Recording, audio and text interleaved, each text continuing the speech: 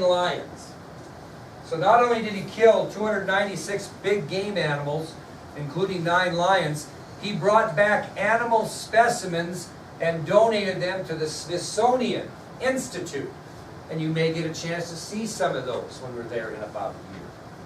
So Roosevelt brought back animal specimens for the Smithsonian Institute, and he and his party shot 296 big game animals, including 9 lions.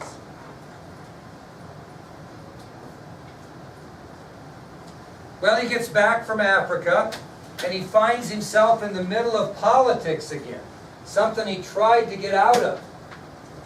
Because Americans were really, well, I shouldn't say, progressive Americans really were upset at President Taft. And they looked to Roosevelt to bail them out in the next presidential election. So progressive Republicans were upset with what William Howard Taft did. And when he got back from Africa, these progressive Republicans were trying to get him to run for president in the election of 1912.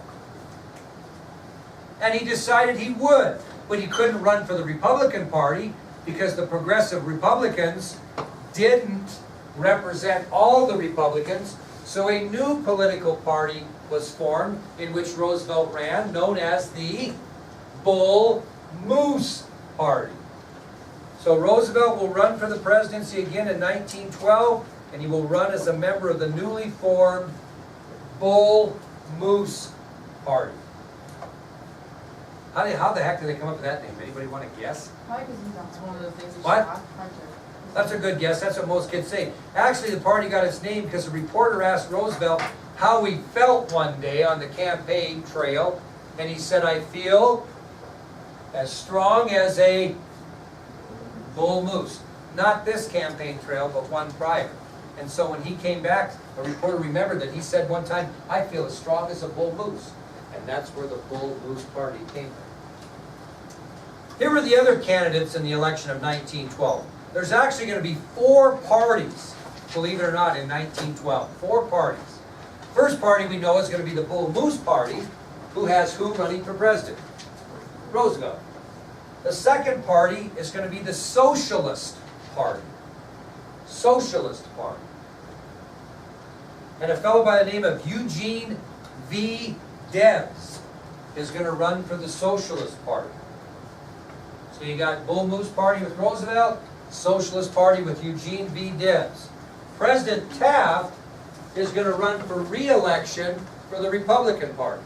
President Taft is going to run for re-election for the Republican Party. And the dark horse candidate here will be the Democratic candidate, Governor Woodrow Wilson of New Jersey. Governor Woodrow Wilson of New Jersey. So in the election of 1912, you've got Roosevelt for the Bull Moose Party, which represents the progressive Republicans. President Taft for the Republican Party.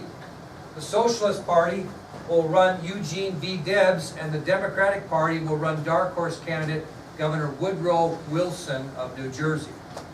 So on October 14th of 1912, about 2 weeks or so before Election Day, Roosevelt is out campaigning.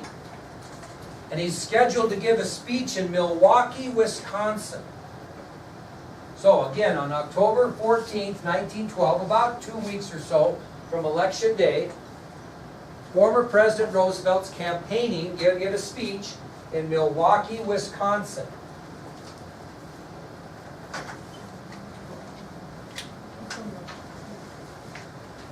Well, as Roosevelt was standing in the back of a convertible, a saloon keeper by the name of John N. Schrank tried to assassinate him. So as Roosevelt is standing in the back of a convertible, campaigning and getting ready to give a speech, a saloon keeper by the name of John N. Schrank tries to assassinate Roosevelt. And he hit Roosevelt right in the heart area with the shot. Fortunately for Roosevelt, his glasses case which was in his pocket, deflected the bullet and saved his life. So the guy shoots him in the chest area, and it just happens to hit the glasses case that he's got in his pocket, saving his life. That doesn't mean he wasn't injured. And he coughed to make sure he was not spitting up blood, because that would mean you'd have a lung issue. And when he found out he was not spitting up blood, he gave a 90-minute speech with a bullet in his chest. Just did not hit his lung. So he made sure he wasn't coughing up blood, because that meant that the bullet had penetrated his lung. He knew he was hit. It deflected, it didn't stop it totally. And he gave a 90-minute speech in Milwaukee with a bullet in his chest. After he gave his speech, he went to the local hospital and was treated. Wouldn't his father have been proud? So after his speech, he went to the local hospital for treatment. He recovered from the wound in about 2 weeks, and his attempted assassin was committed to a mental hospital. So he recovered from his injury in about 2 weeks, and his attempted assassin was committed to a mental hospital. Well, let's think about how this election goes. You guys should know enough about elections now. We've talked about what's the disadvantage for one party in this election. What's the disadvantage of the Republican Party in this election? They're going to be split. Okay, anytime you have disenchantment within a party, it just kills you. So you're going to have a big split in the Democratic vote, okay? And nobody's going to probably vote too much for the Socialist Party. So who's this open the door for? The Democratic Party. Because of the enormous split in the Republican Party, Woodrow Wilson cruised to victory and became the nation's 28th president. And we're at the end of the board, folks. Wilson's the 28th president of the United States. Democrats haven't had much success, have they really? So this only reason really Wilson wins is because the Republican Party cannot get their stuff together. Wilson had 435 electoral votes. Roosevelt had 88, and Taft had 8. I mean, this has got to be the biggest butt-kicking in the history of politics when your sitting president gets 8 electoral votes. Roosevelt got 88, but Wilson, the Democrat, got 435. Just unbelievable landslide victory, which probably should have never occurred if the Republicans would have had their stuff together. Well, after his defeat in the election of 1912, Roosevelt embarked on another trip. This time he went to Brazil with his son. So after his loss in the election of 1912, Roosevelt takes another trip. This time he goes to Brazil with his son. And they're looking for the lost River of Doubt, a rumored River of Doubt.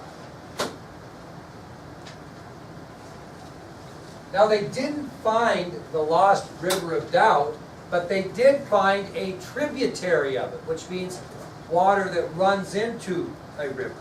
So they didn't find the River of Doubt, but they did find a tributary leading to the river and named it Rio Roosevelt.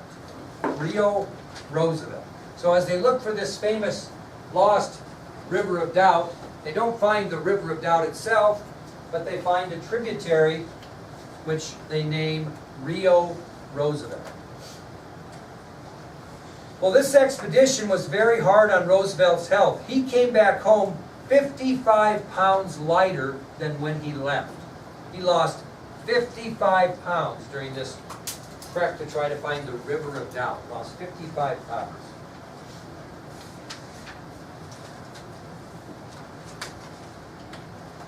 Well, the Republican Party was still in such disarray that they thought that when he returned that he probably could gain the Republican nomination for president in 1960. Thought he was probably popular enough to gain it. Unfortunately, he didn't live to see the day.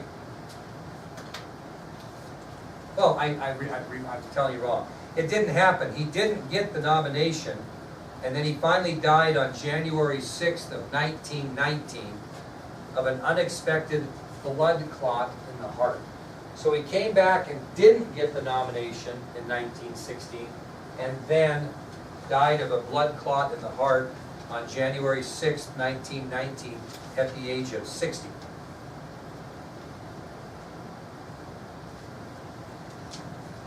He was buried in Oyster Bay, New York,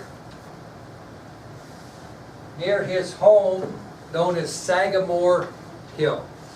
Sagamore Hill. He was buried in Oyster Bay, New York.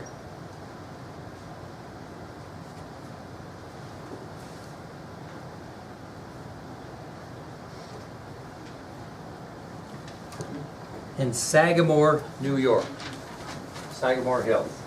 Now, as I'm looking for my next prize, I want you to think about this question.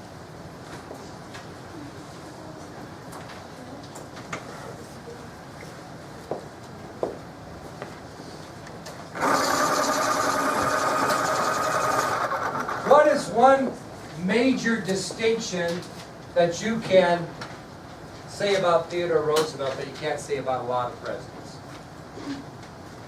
Think. Matter of fact, you could only say it about 4 presidents we got. What? Say it. Did he get assassinated? No.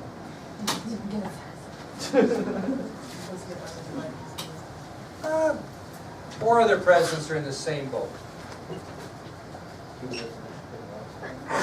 I'm sure a lot of presidents live in Africa. He was married twice. I'm sure there were others married twice. He was a good hunter. Sure, there were a lot of good hunters. Only 4 presidents have this distinction.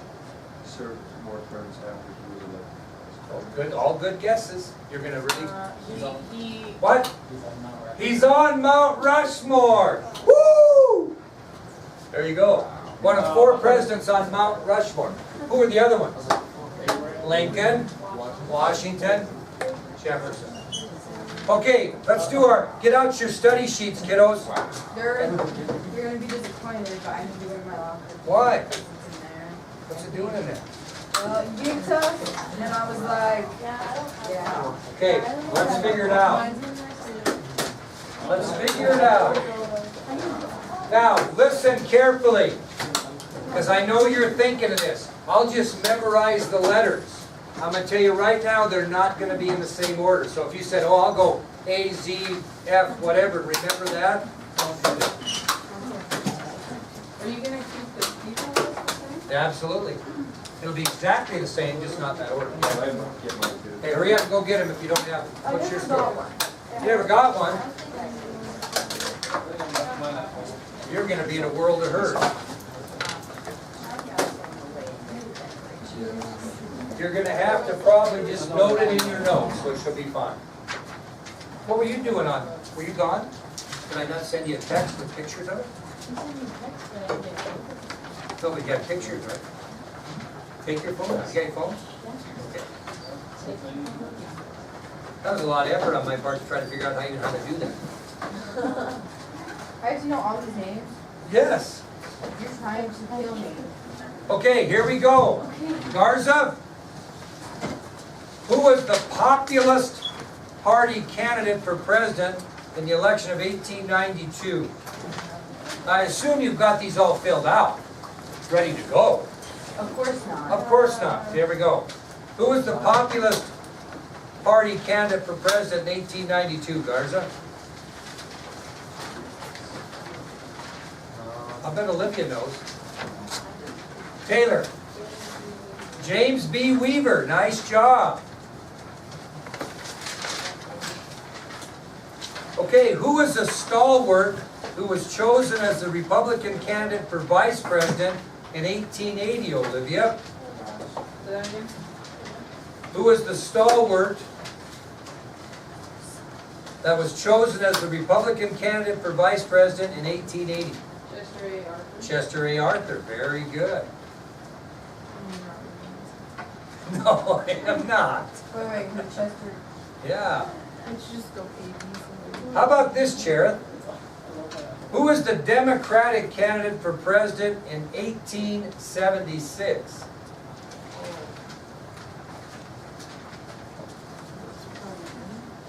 Yeah, who was the Democratic candidate for president in 1876? Does anybody know other than Olivia and Taylor? Yes, Caitlin. Samuel J. Tilden, very good. How about if you raise your hand if you know and haven't answered yet? Okay, who is the senator who was the Republican Party dark horse candidate in the election of 1880? James Garfield, very good. God, I feel good that I gave that to you for a reason. I'm feeling really good. Hunter, did you get a paper? Yeah, how'd you get that? Had it printed off, it was out of his pictures. Okay, moving on.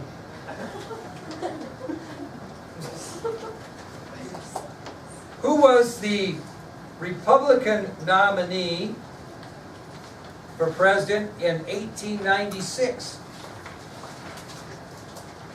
Republican nominee for president in 1896. Yes, Lauren. William McKinley, very good.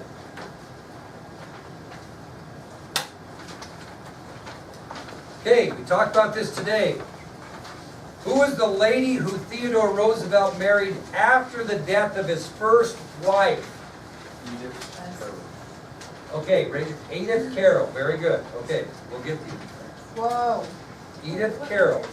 Wait, the first wife or the Oh no, lady who Roosevelt married after the death of his first wife. Okay, so that's S. Okay, with that said, who was his first wife? Alice Lee, there we go. Okay, who was the Supreme Court Justice that was assigned to the Electoral Commission who resigned to become a United States Senator? Anybody know that hasn't raised their hand yet? Who was the Supreme Court Justice that was assigned to the Electoral Commission who resigned to become a U.S. Senator? David Davis, very good.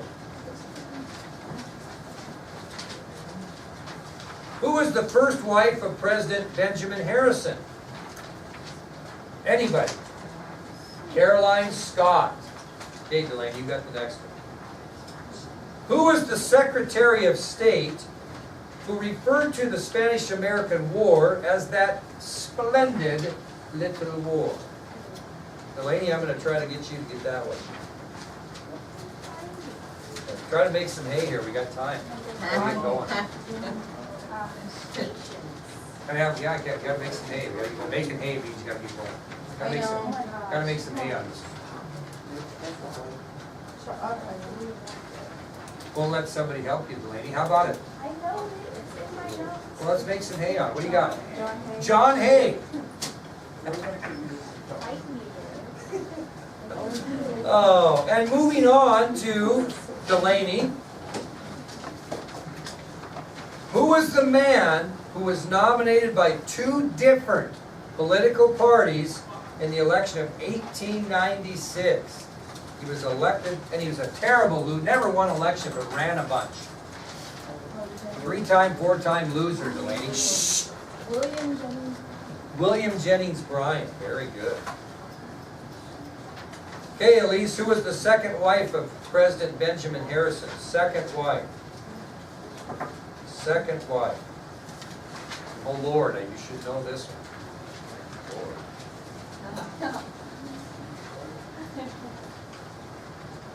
Oh, I bet Mary Lindemann would know it. I love Mary. I saw her. Did you? So who's the second wife of President Benjamin Harrison? Elise. She's, my Lord, it's taken her forever. Oh, Mary Lord Dimmick. Mary Lord Dimmick, very good. Okay, big one for you, Pete. Who was the assassin of President William McKinley? Who was the assassin? My gosh, you should figure that one. Who was the assassin of President William McKinley? Zolgosh. Okay? Leon Zolgosh. Olivia, who was the Ohio governor that was the Republican Party nominee for president in 1876? Rutherford B. Rutherford B. Hayes, very good. Okay, Kezia, who was the assassin of President James Garfield? You ought to be able to get this one. I'm going to take off your toe. I just get better. Who was the assassin of President James Garfield? Charles J. Guiteau, very good. Okay. JC, who was the Democratic nominee for president in the election of 1884? And I'll give you a hint, he was president twice, but not consecutively. Oh, which candidate? Democratic nominee for president in the election of 1884, and the hint is he served 2 terms as president non-consecutively. Grover Cleveland. Grover Cleveland, very good. Okay, Siobhan, who is that senator from Colorado that introduced a resolution to Congress that stated that the United States would claim no rule over Cuba after the Spanish-American War was over? Tell me, now. Teller. Oh, Henry Teller, okay, which was the Teller Amendment. Now think about this one. Who did Roosevelt throw his support behind in the election of 1908? Didn't have anything to do with the political appointment. Dave? Didn't have anything to do with the political appointment. Only man buried in Arlington other than Kennedy. Taft. William Howard Taft, very good. Why was he buried in Arlington? He chose that. Most presidents are buried in their hometowns, to be honest with you. But those two were not. I'll tell you a quick story. Arlington Cemetery averaged 1 million visitors a year prior to President Kennedy's burial there. After that, it averaged, the year after, 4 million visitors a year. And requests to be buried in Arlington went up 400% after Kennedy was buried. Okay, who is the Civil War veteran who was the